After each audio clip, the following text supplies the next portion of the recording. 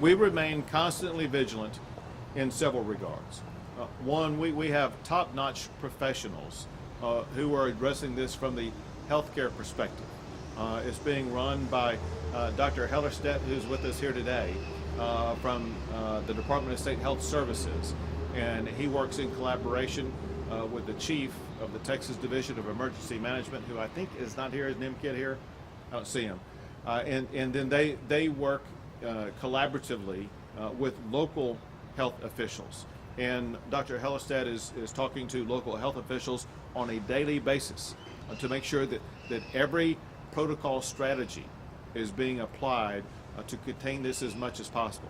So the best way that we can go about the process of making sure we minimize the economic impact of the state of Texas is to do the best job possible of containing the spread of the coronavirus. I heard that in Asia, some of the factories are extending their shifts, where one shift leaves, the second shift waits, the cleaning crew comes in, and then the second shift comes in. Is that something that you could recommend here in Texas? And did you say that was by China?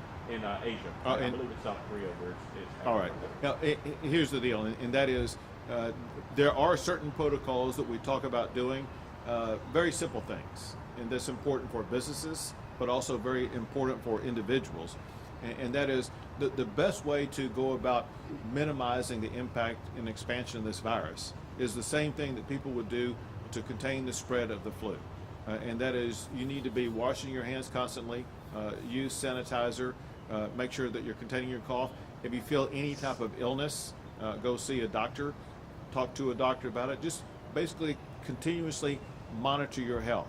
As far as specific cleaning practices at businesses and things like that, we're leaving that up to the private sector to make their own best decisions about what needs to be done, but we will remain in constant contact with them.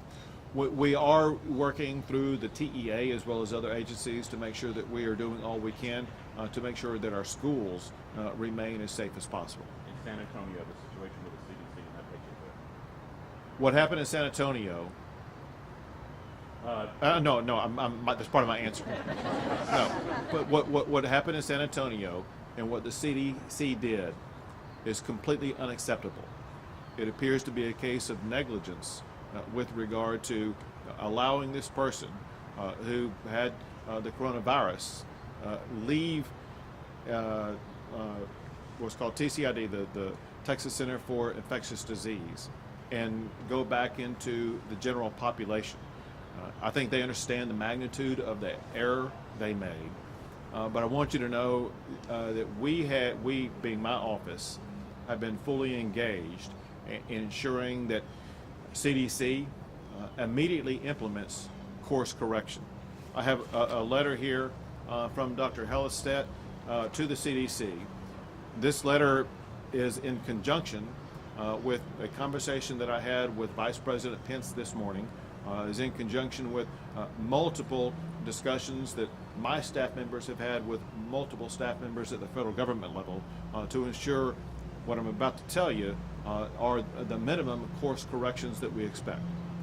One, there were some people who were scheduled to be leaving Lackland Air Force Base today and going back home. Our demand and our expectation is those people will not be allowed to go home today. They will not be allowed to go home until the CDC can guarantee that they have no trace of coronavirus and pose no threat to the expansion of the coronavirus anywhere in the country. Second, there are 11 people who remain at the Texas Center for Infectious Disease who have tested positive for the coronavirus. I want to be clear about one thing about this, and that is all of these 11 people have what are considered to be very mild cases of the coronavirus. None of them are serious. However, we are demanding additional, better protocol by CDC. The protocol before now has been that they would do 2 tests separated by 24 hours, and if there were 2 consecutive negative tests, meaning that they the person was showing no suggestion of having having coronavirus, they would be subject to being released. That was one of the mistakes here, because what happened here is there was a third test that was conducted on the woman who was released. She was released before the test results came back. That third test showed that she in fact did have the coronavirus. And so our expectation, our demand in here is that going forward, the CDC will do 3 tests as opposed to do 2. The second thing is that currently the 2 tests are done 24 hours apart. We want the 3 tests to be done 48 hours apart. What the CDC must do is they must improve their protocols, and they must be absolutely certain that before they allow anybody to be released from any location in San Antonio, that they can assure the public that whoever they are releasing does not have the coronavirus. A couple more questions. Has there been any implications from this woman who has now tested positive? I understand she may have gone to a hotel and interacted with others. Have those people been tested, or what precautions are being taken? Right. Every possible action that can be taken is being undertaken to make sure that her exposure to anybody in San Antonio is minimized and eliminated.